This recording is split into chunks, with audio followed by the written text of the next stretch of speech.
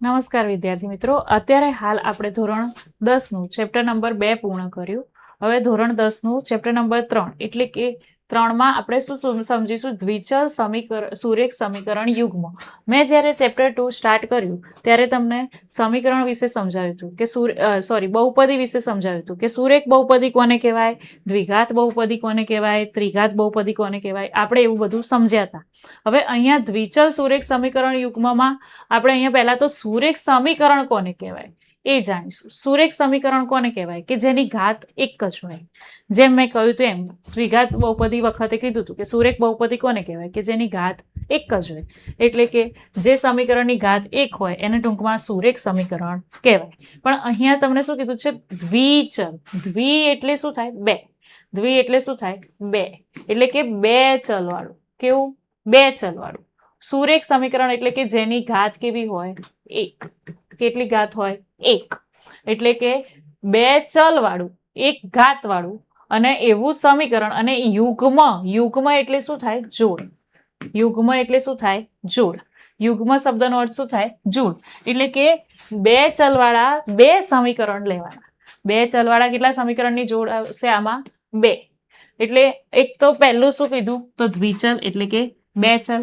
બે ચલ કયા લઈ શકીએ આપણે? એક્સ અને વાય. બે ચલ લઈ શકીએ. એક દ્વિચલ સુરેખ એટલે કે જેની ઘાત એક હોય અને સમીકરણ યુગ્મ એટલે કે જોડીમાં હોય. એટલે આ ચેપ્ટરમાં આપણે સમીકરણ બે કોઈ પણ આપ્યા હોય, બે સમીકરણ આપ્યા હોય એના ઉકેલ મેળવીશું. બે સુરેખ સમીકરણના ઉકેલ મેળવીશું. શેના ઉકેલ મેળવીશું? સુરેખ સમીકરણના ઉકેલ મેળવીશું. બે સુરેખ સમીકરણના ઉકેલ. હવે એમાં ઉકેલ મેળવવાની અલગ અલગ પ્રકારની રીતો છે. ઉકેલ મેળવવાની આપણે જનરલી મેઇન બે રીત વિચારીએ તો ભૌમિતિક રીત અને બીજી ગણિત. મીન્સ કે ગણીને તમે જવાબ લાવો એ રીતને ઉકેલ મેળવવાનો. ભૌમિતિક રીતમાં કઈ આવશે? તો તમારે આલેખની રીત આવશે. ભૌમિતિક રીતમાં કઈ આવશે? તો આલેખની રીત. ભૌમિતિક રીતમાં આલેખની રીત આવશે.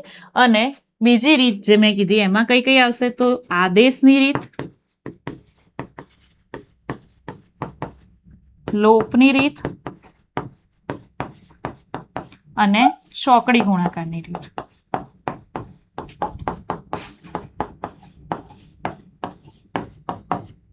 કઈ કઈ કીધી મેં? આલેખની રીત, આદેશની રીત, લોપની રીત અને ચોકડી ગુણાકારની રીત. અત્યારે હાલ આપણે આ જે તમારી બુક છે એ પ્રમાણે આ 3 રીત ભણવાની થશે. આ રીત છે એ હવે શું કર્યું છે? બોર્ડમાં ફક્ત તમને જાણકારી માટે આપવામાં આવે છે. એ રીતનો ઉપયોગ કરીને દાખલા ગણવાનું પૂછાતું નથી. એટલે કઈ કઈ રીતથી આપણે સમજવાનું રહેશે? આલેખની રીત, આદેશની રીત અને લોપની રીત.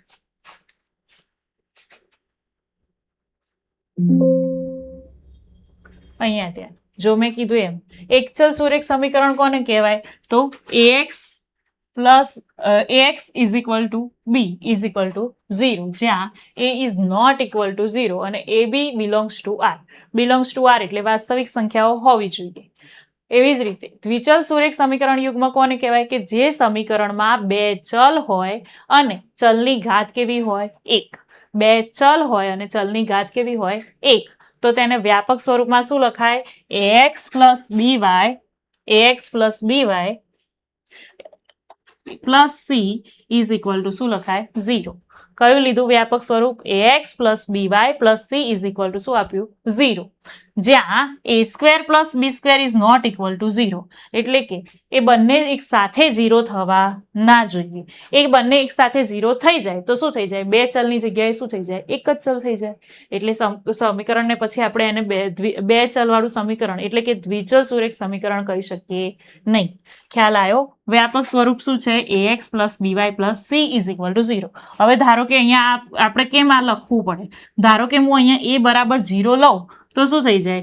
by પ્લસ c બરાબર 0. તો અહીંયા આ કયો થયો? ફક્ત ને ફક્ત y એકલો ચલ રહ્યો. એટલે y ચલ એક જ રહ્યો એટલે આને દ્વિચલ સુરેખ સમીકરણ કહી શકીએ નહીં. એટલે પહેલી શરત શું હોવી જોઈએ? કે a અને b એક સાથે શૂન્ય થવા જોઈએ નહીં. બંને એક સાથે શૂન્ય થવા જોઈએ નહીં. એટલે કે a square plus b square is not equal to 0. હવે મેં કીધું તો એમ શું કહેવાય? જોડ હોય એને યુગ્મ કહેવાય. શું જોઈએ? જોડ હોય એને યુગ્મ કહેવાય. અહીંયા જો પહેલું શું કીધું? દ્વિચલ સુરેખ સમીકરણ યુગ્મ. એની વ્યાખ્યા આપણે જનરલી લઈએ તો શું કહેવાય? તો બે દ્વિચલ સુરેખ સમીકરણોની જોડને દ્વિચલ સુરેખ સમીકરણોની જોડને શું કહેવાય? દ્વિચલ સુરેખ સમીકરણ યુગ્મ. બે દ્વિચલ સુરેખ સમીકરણો તમને અહીંયા આપ્યા a1x b1y c1. 1 અને 2 એટલા માટે આપ્યું છે કે બંનેના સહગુણકો અલગ અલગ આપેલા હશે તમને. જેમ કે આવી રીતે હું સમીકરણ લખું 2x + 3y + 2 = 0 અને 3x + 4y + 6 = 0. તો અહીંયા આ પહેલા સમીકરણમાં જે x ના સહગુણો છે કે એ અલગ છે, y ના સહગુણક અલગ છે. બીજા સમીકરણનો x નો અને y નો સહગુણક કેવો છે? અલગ અલગ આપેલો છે. એટલે ટૂંકમાં આનું વ્યાપક સ્વરૂપ આ આપ્યું છે. એનો અહીંયા a1 અને a2 b1 b2 અને c1 c2 લખવાનું મૂળ કારણ શું છે કે આ સમીકરણો કેવા આપેલા? સમીકરણોમાં જે સહગુણક હોય એ કેવા હોય? જુદા જુદા હોય. એટલે એને 1 અને 2 નંબર કરીને એડ કરેલું છે. હવે દ્વિચલ સુરેખ સમીકરણને ઉકેલવાની રીત મેં કીધું હતું એમ બાહ્યિક રીતે અને ભૌમિતિક રીતે. તો ભૌમિતિક રીતે આલેખની રીત અને બાહ્યિક રીતે કઈ કઈ આવશે? આદેશની રીત, લોપની રીત અને ચોકડી ગુણાકારની રીત. આદેશની, લોપની અને ચોકડી ગુણાકારની રીત.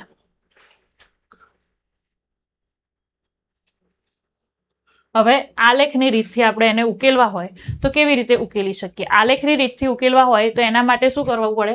તો આ જે તમને સમીકરણ યુગ્મ આપી દીધા, બે મીન્સ કે સમીકરણની તમને જોડ આપી દીધી છે. હવે એ જોડ આપ્યા બાદ એમાં તમારે શું યુઝ કરવું પડશે? હવે આપણે તો અહીંયા આગળ પહેલું શું આપ્યું છે? a1 upon a2 = b1 upon b2 and c1 upon c2. આ ત્રણેય સરખા ના હોય ત્યારે મીન્સ કે ત્રણે ત્રણ છે a1 upon a2 is not equal to b1 upon b2 is not equal to c1 upon c2. એટલે કે આનો ને આનો ગુણોત્તર લીધો. મેં શું કર્યું? ગુણોત્તર લીધો. તો આ સરખો ના હોય ત્યારે આલેખ કેવો મળશે?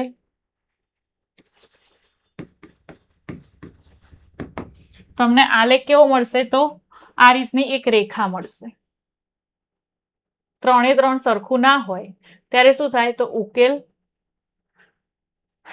એક અને માત્ર એક ઉકેલ મળે.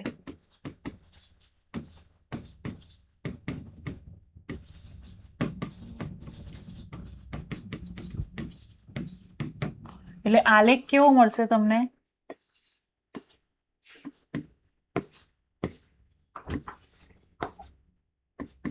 ખ્યાલ આવ્યો? આ રીતનો તમને આલેખ એક સુરેખા મળશે.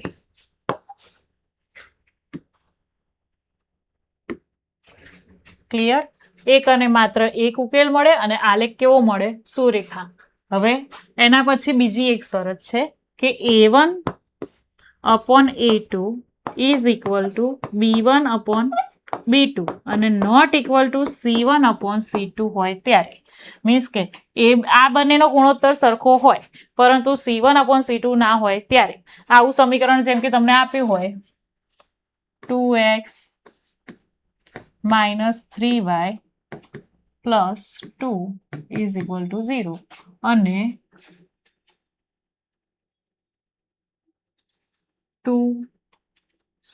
4x - 6y + 3 = 0. આવા બે સમીકરણ આપ્યા હોય ત્યારે શું કરીએ? 2/4 લઈએ તો એ પણ શું થશે? Equal to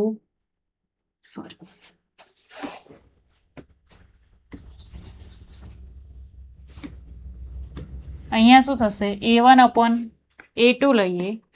a1 upon a2 = શું થાય? 2/4 એટલે શું થાય? 1/2. અને એવી જ રીતે b1 upon b2 લઈએ તો શું થશે? -3 upon -6 તો 3 2 એટલે શું થશે? 1/2. અહીંયા શું થયું? a1 upon a2 અને b1 upon b2 નો જે આન્સર આવ્યો એ બંને કેવો આવ્યો? સરખો આવ્યો. બંને આન્સર કેવા આવ્યા? સરખા આવ્યા. એટલે શું થશે? તો બે સમાંતર રેખાઓ મળશે. આનો ઉકેલ કેવો, આલેખ કેવો મળે? બે સમાંતર રેખાઓ મળે. અને C1/C2 કરીએ તો શું થાય? તો C1/C2 શું થશે? 2/3. એટલે C1/C2 2/3 થયું, એટલે એ સરખું થતું નથી. એટલે આના માટે તમે આ લખી શકો, A1/A2 is equal to B1/B2 is not equal to C1/C2. એટલે આલેખ કેવો મળશે? બે સમાંતર રેખાઓ. કેવો આલેખ મળશે? બે સમાંતર રેખાઓ.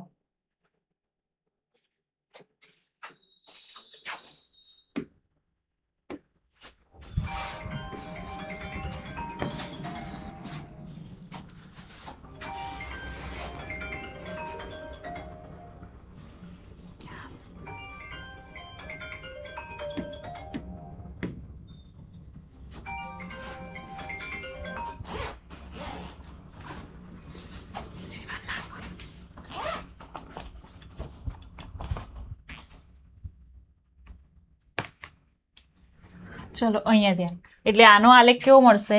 સુસંગત છે. કેમ? તો એક ઉકેલ મળ્યો ને તમને.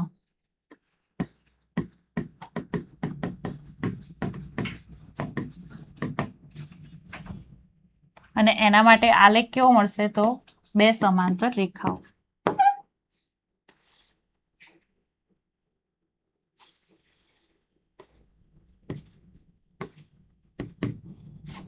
ક્લિયર?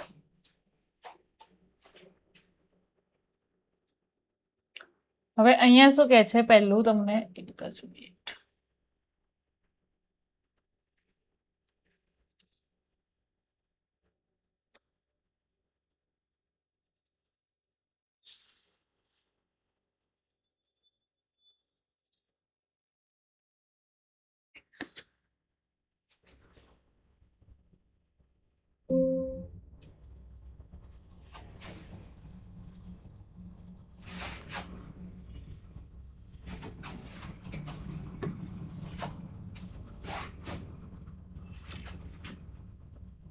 અહીંયા ધ્યાન. આ તમને મળ્યું, પેલું શું મળ્યું? તો A1/A2 is equal to B1/B2 અને is not equal to C1/C2 મળ્યું. હવે એવી જ રીતે જો 3 ઇક્વલ હોય, A1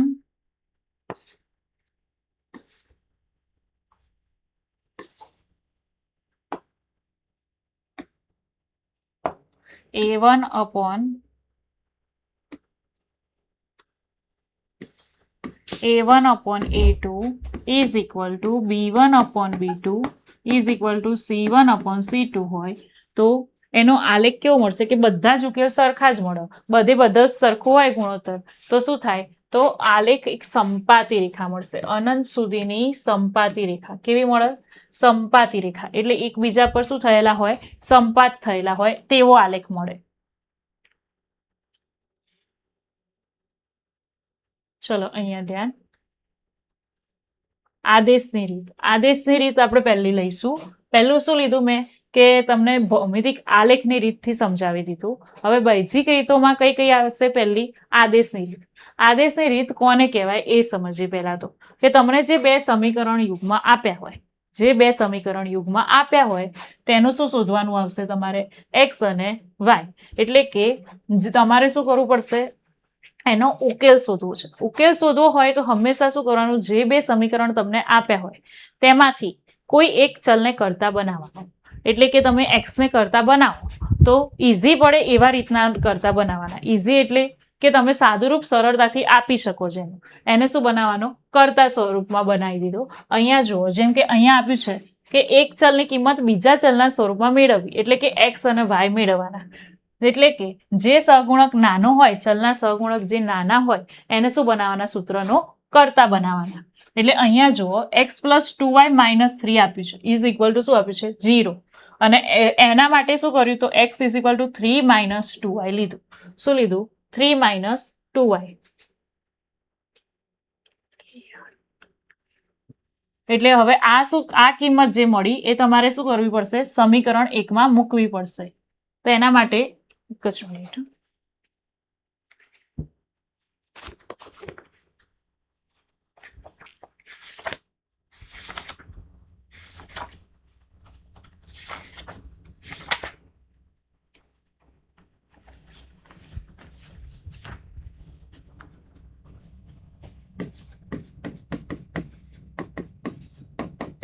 અહીંયા ત્યાં આ સમીકરણ 1 આપેલું છે અને આ સમીકરણ શું છે 2. હવે અહીંયા જુઓ, તમે એકમાંથી x ને કરતા બનાવવાનું. શું કર્યું? x ને કરતા બનાવ્યું તો શું થયું? આ -3 સામે જાય તો શું થઈ ગયા? +3. અને આ +2y છે સામે જાય તો શું થઈ ગયા? -2y. હવે આ x ની જે કિંમત મળી એટલે કે આ સમીકરણ શું આપીશું આપણે? 3. હવે આને અંદર x ની જે કિંમત મળી એને શું કરીશું આપણે? સમીકરણ 2 માં મૂકીશું. x ની જે કિંમત મળી એને શું કરીશું? સમીકરણ 2 માં મૂકીશું.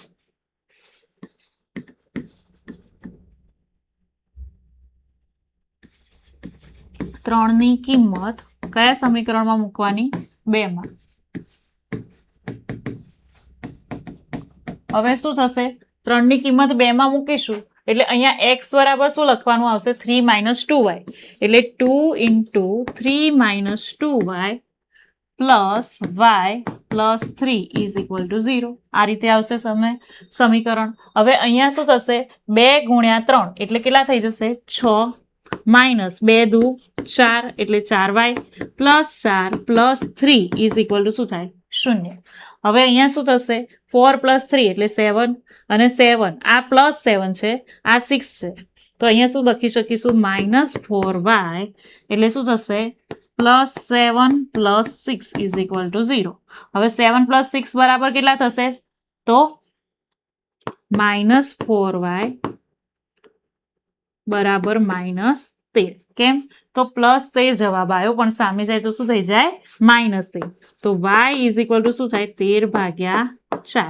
માઇનસ બંને બાજુ છે એટલે શું થઈ જાય? ઉડી જાય. અહીંયા તમે માટે લખી શકો છો. ક્લિયર? એટલે અહીંયા y બરાબર કિંમત તમને મળી ગઈ. હવે y ની કિંમત મળી ગઈ તો એના પરથી આપણે x ની કિંમત મળી જાય.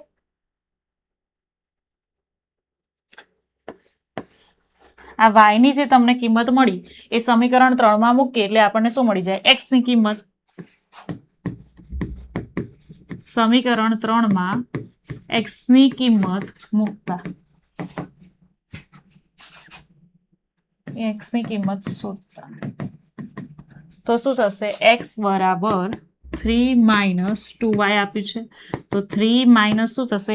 y બરાબર -13.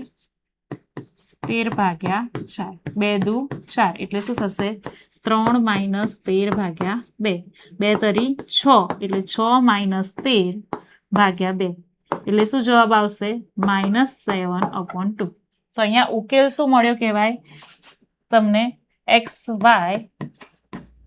બરાબર ઉકેલ શું મળ્યો કહેવાશે? તો xy બરાબર -7/2 એન્ડ પેલો કેટલો મળ્યો? 13/4. ક્લિયર?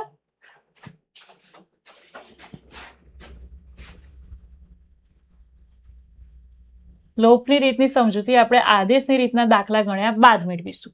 હવે અહીંયા ધ્યાન, તમારે આ અગત્યના સૂત્રો યાદ રાખવાના છે. વ્યવહારિક દાખલા આપણે જે પણ ગણવાના થશે, જેમ કે મેં અત્યારે જે ગણાવ્યું એ તમને સીધું સમીકરણ પરથી આદેશ લઈને ગણવાનું શીખવાડ્યું. પણ જેમ કે કૂટ પ્રશ્નો આપ્યા હશે કે ભાઈ 20 કિલોમીટર પ્રતિ કલાકની ઝડપે દોડી રહી છે ટ્રેન, અથવા તો હોડીનું આપી હશે કે ભાઈ આટલા ઝડપથી એ દોડી રહી છે તો એનું અંતર શોધો. એવી રીતના દાખલા આપ્યા હશે તો ત્યારે એના માટે શું કરવું પડશે? તો તમારે અમુક સૂત્રો યાદ રાખીને મૂકવા પડશે. જેમ કે અહીંયા પહેલું સૂત્ર કયું લખ્યું છે? ઝડપ બરાબર અંતર ભાગ્યા સમય. અને એનું આપણે અહીંયા સમય છેદમાં છે, સમયને આ બાજુ લાવીએ તો શું થઈ જાય? અંતર ભાગ્યા ઝડપ. એટલે કે જે તમને આપ્યું હોય કૂટ પ્રશ્નમાં જેનો જવાબ આપ્યો હોય એના પ્રમાણે તમારે આ લેવાનું થશે. પછી ઉંમરના દાખલામાં પહેલા શબ્દ હોય તો શું કરવાનું? બાદબાકી. અને પછી એટલે કે 5 વર્ષ પહેલા, પછી એવું કીધું હોય કે એના પપ્પાની ઉંમર 5 વર્ષ પહેલાની અને એની ઉંમર, તો બંનેમાં આપણે શું કરીએ? 5 વર્ષ પહેલાનું કીધું હોય તો 5 વર્ષ પહેલાની એટલે કોઈ પણની 5 વર્ષ પહેલાની ઉંમર હોય. જેમ કે 20 હોય તો 20ના પહેલાની 5 વર્ષ પહેલાની તો શું થાય?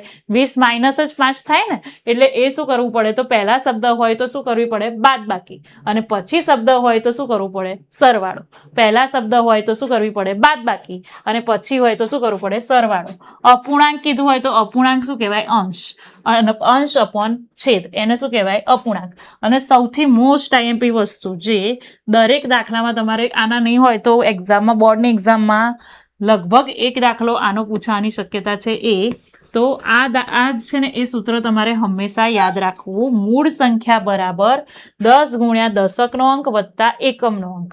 દશકનો અંક વત્તા એકમનો અંક. અને પછી તમને એવું કીધું હશે કે અંકોની અદલા બદલી કરવાથી મળતી નવી સંખ્યા એવું આપેલું હશે. તો અદલા બદલી કરો એટલે દશકનો અંક ક્યાં જતો રહે? આ બાજુ. અને એકમનો અંક ક્યાં આવી જાય? અહીંયા. એટલે શું કરવાનું? તો 10 ગુણ્યા એકમનો અંક વત્તા દશકનો અંક. 10 ગુણ્યા એકમનો અંક વત્તા દશકનો અંક. એટલે હંમેશા એક વસ્તુ યાદ રાખવાની કે મૂળ સંખ્યાનું સૂત્ર આ થાય. હવે એમાં તમારે શું ધારવાનું હોય કે દશકનો અંક x ધારો અને એકમનો અંક શું ધારો? y. એટલે કે તમારે x અને y ધારવાના હોય એ પ્રમાણે આમાં શું મૂકવાની રહે? ખાલી કિંમત મૂકવાની રહે. એટલે તમારે ઇઝીલી એનું શું થાય? આન્સર આવી જાય. તમને એવું કીધું હોય કે એક દશકના અંક અને એકમના અંકનો સરવાળો આટલો થાય છે અને ગુણાકાર આટલો થાય છે, તો એ શું થાય? તમારે ખાલી અહીંયા કિંમત મૂકી અને પછી એનો સરવાળો બતાવીને સંખ્યા બતાવી શકો. બે પૂરક કોણોનો સરવાળો કેટલો થાય? 180. બે પૂરક કોણોનો સરવાળો શું થાય? 180. નવી સંખ્યા અને મૂળ સંખ્યાનો સરવાળો હંમેશા 11 વડે વિભાજ્ય હોય. કેમ 11 વડે વિભાજ્ય હોય? તો અદલા બદલી કરીએ તો ફક્ત શું થાય? તો 10x પ્લસ y હોય તો 10y પ્લસ x થઈ જાય. એટલે શું થાય? તો એ 11 વડે તો ભાગી શકાય જ.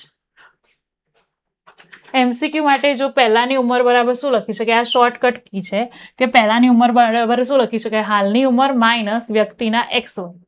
એટલે કે વ્યક્તિના જેટલા આપણે x વર્ષ ધાર્યા હોય, આપેલા હોય એ. અને પછીની ઉંમર બરાબર શું થાય? સરવાળો. કામનો દર બરાબર કરેલ કામ ભાગ્યા તે માટે લાગતો સમય. હવે આ તો બધાને આવડતું જ હશે કે ચોરસની પરિમિતિ બરાબર શું થાય? 4 ગુણ્યા લંબાઈ. અને ચોરસનું ક્ષેત્રફળ બરાબર શું થાય? લંબાઈ ગુણ્યા લંબાઈ. લંબચોરસની પરિમિતિ શું થાય? તો 2 કૌંસમાં લંબાઈ વત્તા પહોળાઈ. અને ક્ષેત્રફળ શું થાય? લંબાઈ ગુણ્યા પહોળાઈ.